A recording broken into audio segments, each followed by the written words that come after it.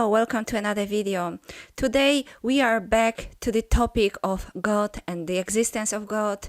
Please check my channel because there are already several videos on this topic, and we always should start such discussion from the definition of God. So if you haven't seen my previous video about the definition of God, here is a link. Please check that video necessary. This is starting point for all further discussion. And today I want to discuss probably the most common mistake of the atheist, which also happens to be pretty common mistake of believers as well. And I want to base my reflection on a specific video, a video from the channel Genetically Modified Skeptic. The video's title is 4 Weird Questions That Might Make You an Atheist. I will play short parts of that video and comment from my side. Okay, so let's start from his first questions, which he thinks can make you an atheist. Why did God communicate through literature? Did he? My first question to your question, if you are watching me, is who told you he did? Why do you think he did communicate through literature? What a weird presumption is that? And again, I'm getting back to my first question.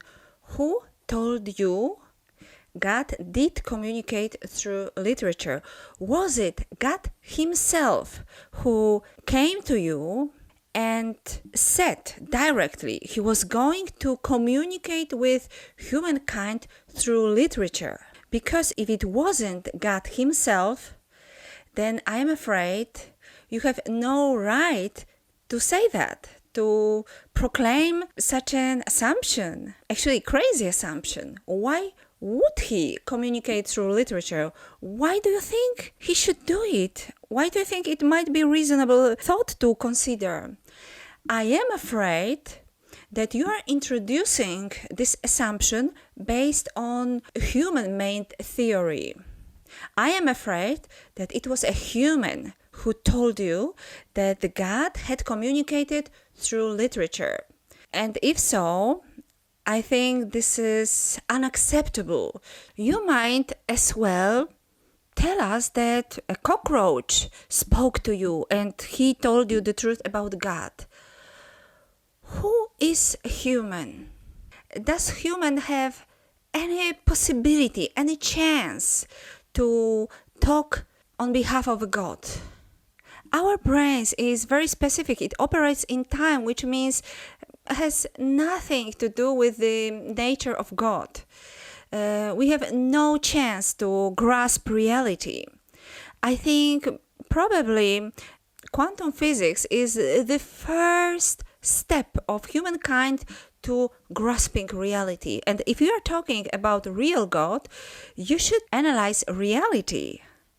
And reality tells us that as human, with our brains, we have very, very tiny chances, actually no chances at all, to understand reality. So from the science, we know that we cannot trust words from human. As humans, we have no idea whether time exists or this is only the way our brains operate. We don't know whether now is now.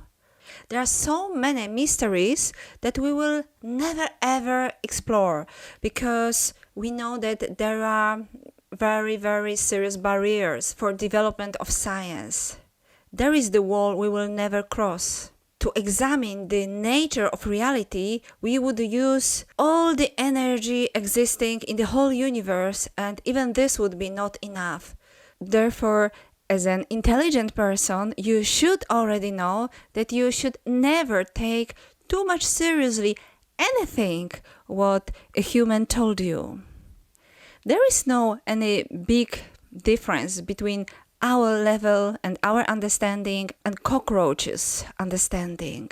Actually, I recently read one interesting article that even rats are exceeding our intelligence in some ways. Therefore, if human was the one who told you that God is communicating with us, and why actually with us? Why with humans?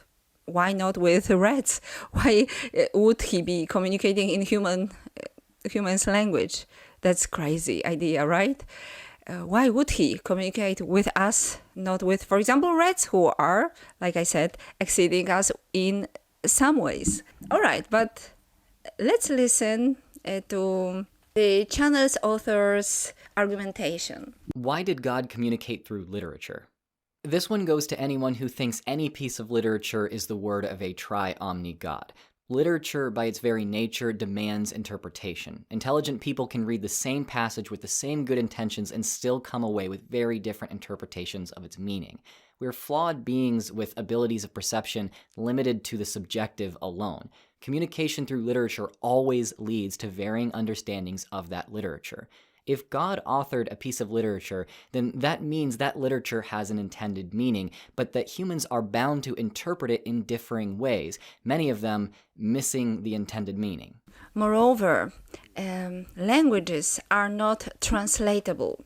And I really mean it, because I had studied Japanese language, and there are so many things which I wanted to express in Japanese, and even Japanese people told me that no, I cannot have such a thought in a foreign language, for example, in Japanese, because they don't think such thoughts.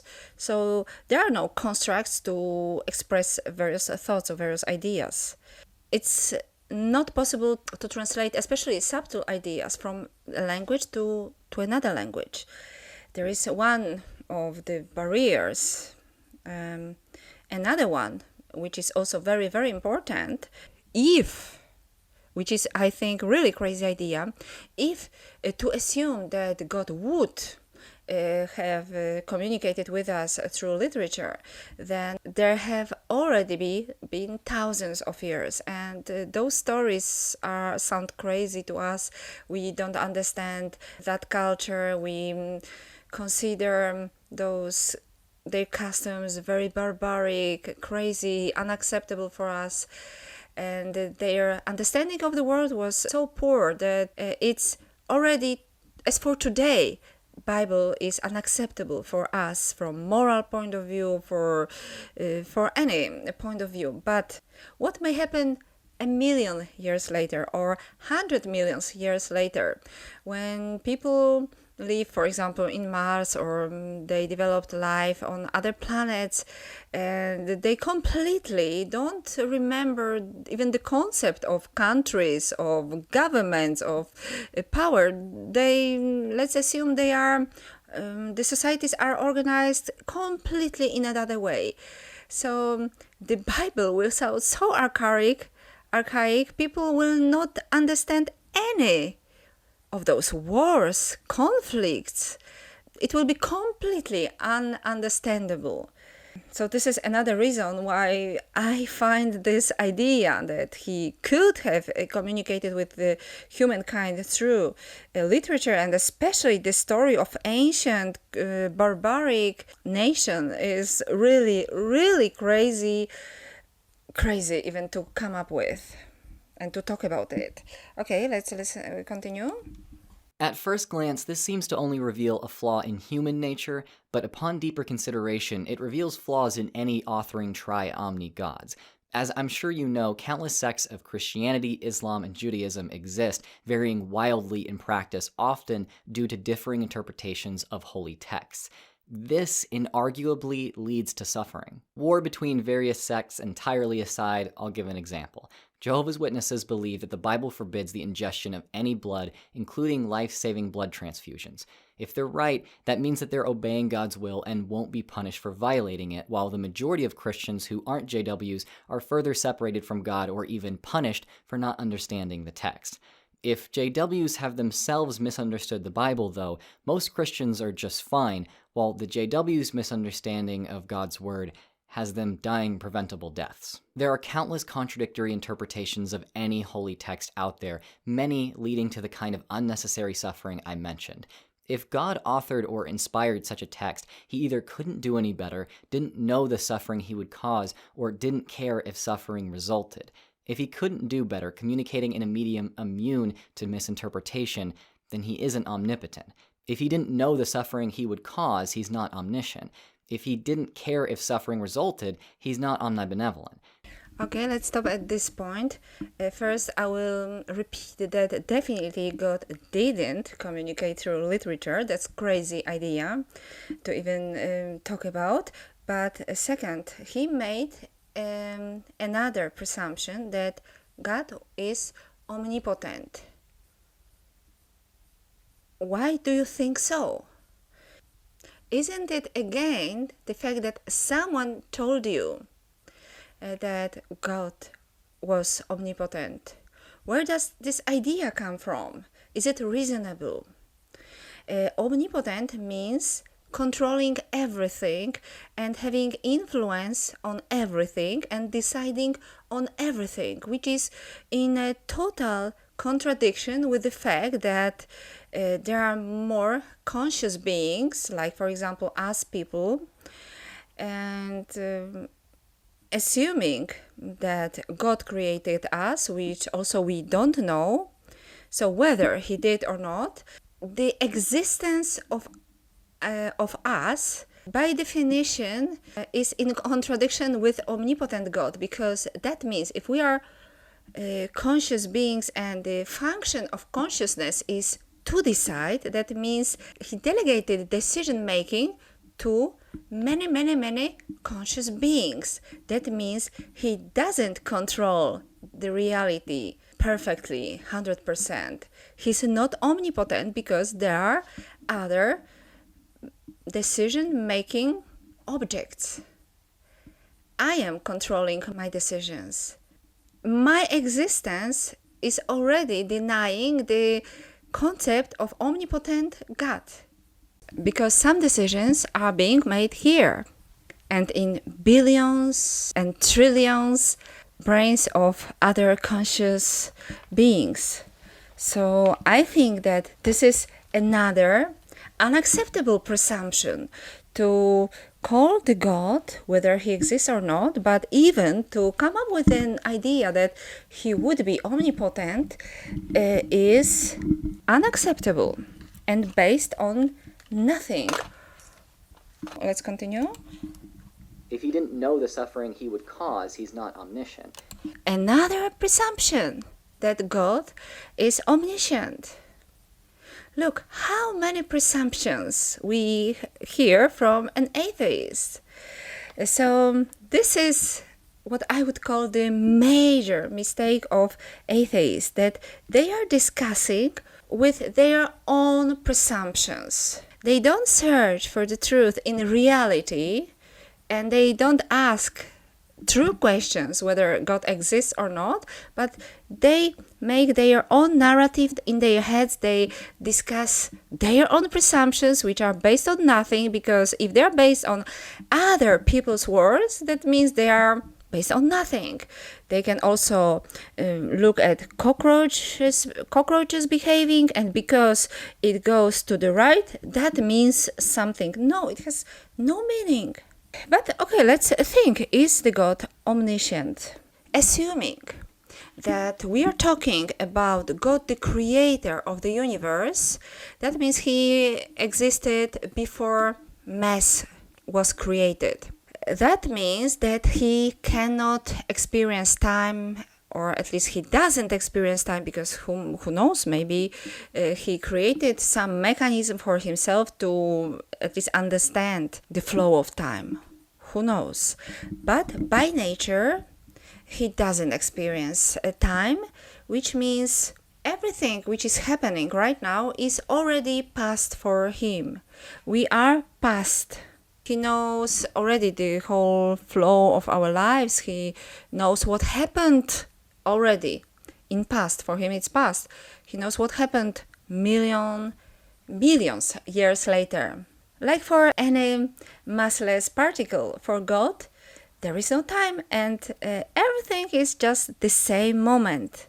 The end of the world, of this universe, is the same moment as the Big Bang and the first moment. So in this way, yeah, we can kind of say that he's omniscient, kind of. But I think that it might be a question for completely another video, what it means. What it means. Okay, let's continue. Suffering resulted, he's not omnibenevolent. And again, another presumption that God is omnibenevolent or he is not. We know nothing about whether he is, whether he's not. Consider the author of such a text to be anything close to a tri-omni God. Of course, there's a reasonable explanation for the flawed nature of sacred texts. Maybe they were just written by human inspiration alone and no God was ever involved. Shouldn't you worship the cruelest God imaginable? This is the second question, which is supposed to make me an atheist. Shouldn't I worship the cruel God? Okay, and my first question, why should we worship at all? Again, whose idea is that the God expects any forms of worship from us? Who told you that God is expecting any kind of worship from you? Do you think he also expects any other forms of worship from cockroaches? Is there another form he would expect from rats? Why would he expect this? So I think this question won't make me an atheist. I think it's irrelevant completely. And whether the God is cruel or not is also a very, very, very brave assumption, because we don't know what was his role in creating this world the way it is, whether there is any role or not. We don't know whether he really does have any influence, because if for him the whole history of this universe was just the same moment as the moment of Big Bang, maybe he had actually no power to interfere history of the universe. Maybe only after the end, maybe when creating the next universe, maybe he can just make it different, make it better. Maybe he can have some conclusions from what had happened and make it better another time if he finds any mistake. I think we have no knowledge whether he could have intervened or not, whether he had known before he set the original conditions of this universe, whether he really had known the results, or maybe the whole history of the universe is like a question mark for him, like what would be if I chose such initial conditions for creating a new universe. Maybe we are the big question mark, and probably he already knows the answer, and maybe he will do it better next time. We really don't know. So all those presumptions are, in my opinion, unacceptable. The next question is, why did God create animals with the ability to feel pain? Okay, I think this is actually the question to biologists. We know why animals feel pain. It prevents us from more serious harm. So actually this is a natural mechanism and promoted by evolution. Of course, those who feel pain, and especially who feel pain strong enough, they have higher chances to survive. And I don't know why we are trying to blame God for this natural mechanism. Also, we really have no such an information that God himself created animals. Where does this information come from? Please give me the source. Why do you think that God himself personally created animals? I don't think that creating the universe automatically results in creating animals. Maybe yes, maybe no. We really don't have enough information. If God couldn't create a food cycle for all creatures that didn't include suffering, then he isn't omnipotent. If he didn't know the system would lead to suffering, he isn't omniscient. Now, if he could have done better, if he could have made a food cycle that didn't promote suffering, but chose not to, he's not only lacking in omnibenevolence, but I would argue he's a sadist. Of course, there's another explanation for this issue. Maybe God had nothing to do with the formation of the food chain, and humans just made up a myth that morally justified killing animals so they could keep doing it without internal moral conflict. Whether you're a believer in the Abrahamic God or not, you probably already know that people in many religions outside of yours tend to have doctrine that morally justifies actions which seem immoral but allow that group to better survive or propagate.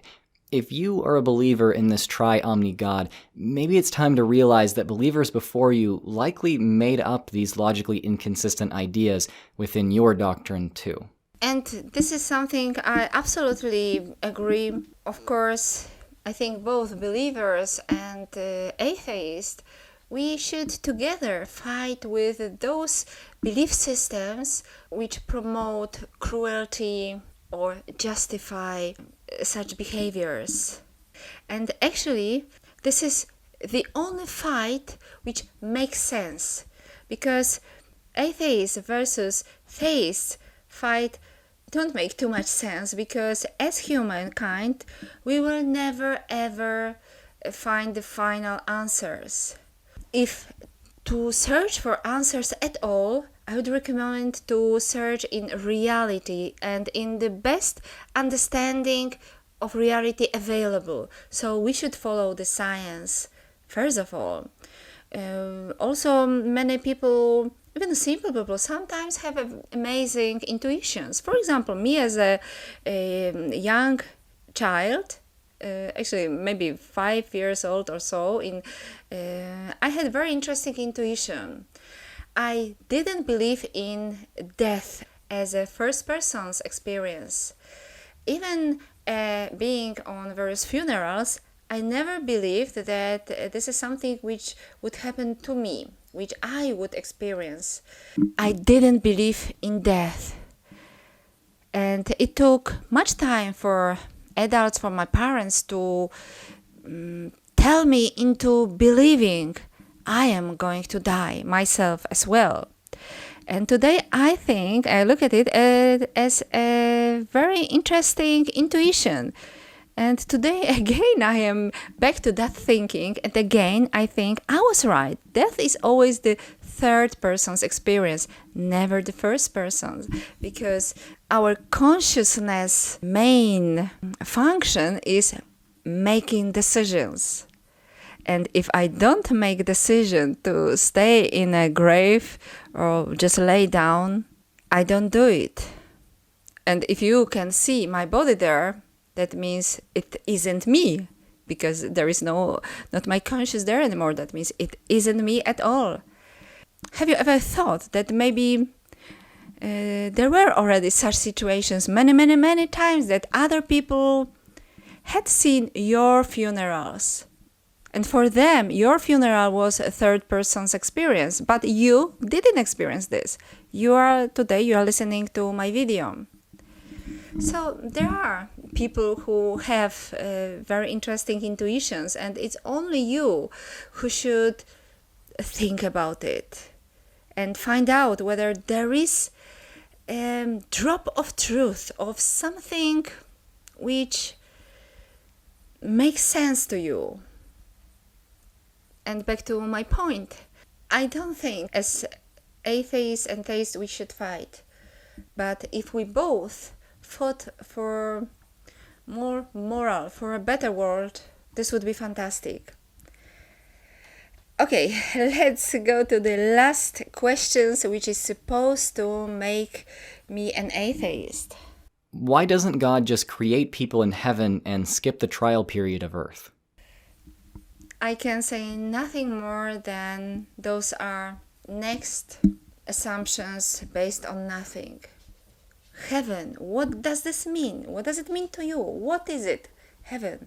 Who told you about trial period on earth? Sorry, I don't buy it, and I don't know how those questions were supposed to make me an atheist. Those are unacceptable presumptions which should never ever appear in any serious discussion on existence of God. Thank you very much. I will be back with topics of existence of God, of course. I'm also going to make the whole series about why, for sure, the Bible is not any message from the God. I think this series might be interesting for both theist believers and atheists. Please subscribe to my channel and see you in the next video. Thank you very much. Bye bye.